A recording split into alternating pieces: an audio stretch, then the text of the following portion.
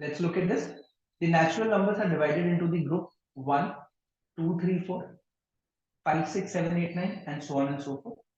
Sum of the numbers in 15th group is equals to what? So if you look at your first group, that is what? Just 1. If you look at your second group,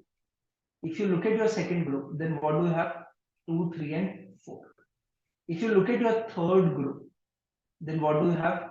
You have 5, 6, all the way up to 9, right? One thing to observe over here is, first group has 1 square as the ending number, second group has 2 square as the ending number, third group has got 3 square as the ending number, the fourth group will start from what? Will start from 10 and will go all the way up to 16, 4 square, right? Now, what are they asking you? 15th group. So if I look at the 15th group, let's first look at 14th group. Where is it going to end? It is going to start from 170 because 13 square is 169. So it will start from 170 and go all the way up to 196. Correct? Now 15th group is going to start from what? It is going to start from 197 and go all the way up to what? 225, which is 15 square.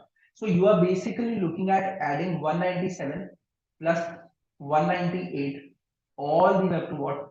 225. This is the sum what they are asking you, right? Now, if you observe this very carefully, how many number of terms are there in this? 225 minus 196.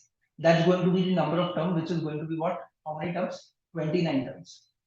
If you look at this, this can be understood as a arithmetic progression. So what is the sum of arithmetic progressions of n terms? It is going to be n by 2 first term plus the last term.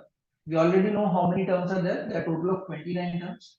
So 29 by 2, first term will be 197 plus the last term will be 225. If you do this calculation, you are going to get 6119 as your answer. Option A is the correct answer.